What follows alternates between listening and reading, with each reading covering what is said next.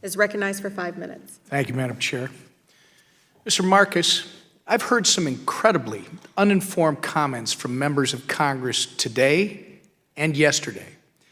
As I'm sure you're aware, Bitcoin is now 10 years old, and now suddenly, magically, Congress is responding. In other words, after more than a decade, Congress has apparently started to care.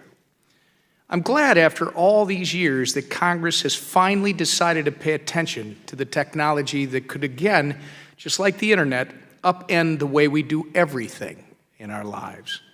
Unfortunately, some people want to unnecessarily restrict it or even ban it. They fear change.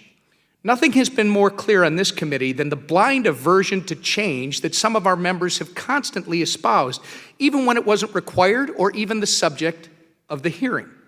I'm amazed at how easily representatives from California are so willing to suppress the innovation occurring in their own state. And as much as they would like to be a separate country, the benefits those innovations could have for these United States.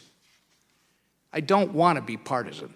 This is not a partisan technology. In fact, Representative Bill Foster, a co-chair of the Blockchain Caucus like myself, has been a longtime champion and advocate for these innovations.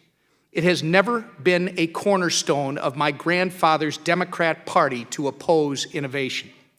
Chairwoman Waters was in fact correct when she began this hearing that merely learning more about and understanding Libra does not have to include opposing it.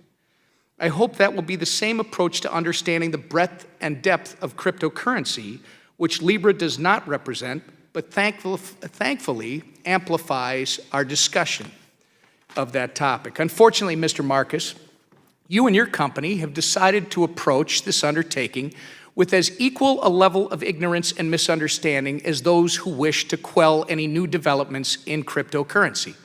I'm afraid you have failed to realize that there is much to do in Washington in terms of educating both members of Congress and regulators on the benefits of this technology. I hope someone whose opinion you value conveys to you how wrong you've been operating. People have concerns with the amount of data you have on them, and now you want to be their money too. I hope members of this committee investigate the fact that, quote, the people already have options separate from your central control.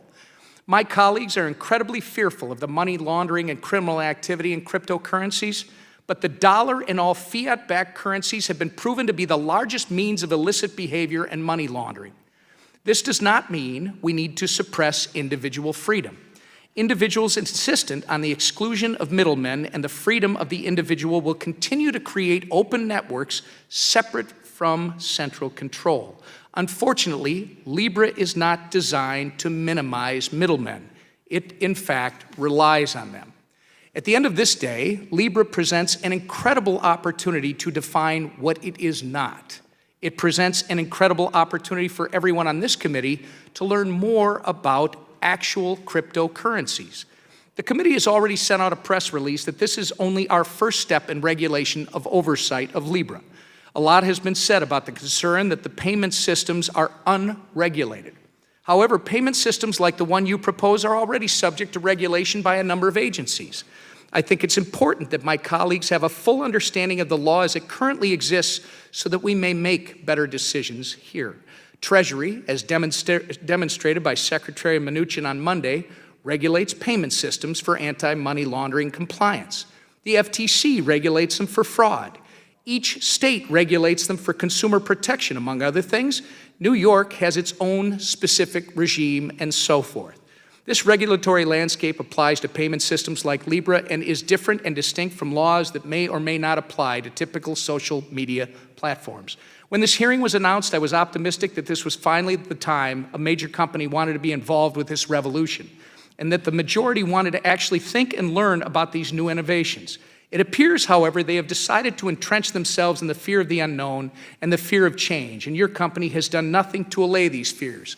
As you move forward, acknowledging that the bill to ban your actions has no constitutional basis, let alone a basis in logic, and that no one is willing to actually put their name on this proposal to ban private innovation, will you work with me and invest educational efforts to show these members of Congress that we should work to better understand the innovations underlying cryptocurrency rather than doing their best to put their head in the sand and ignore change?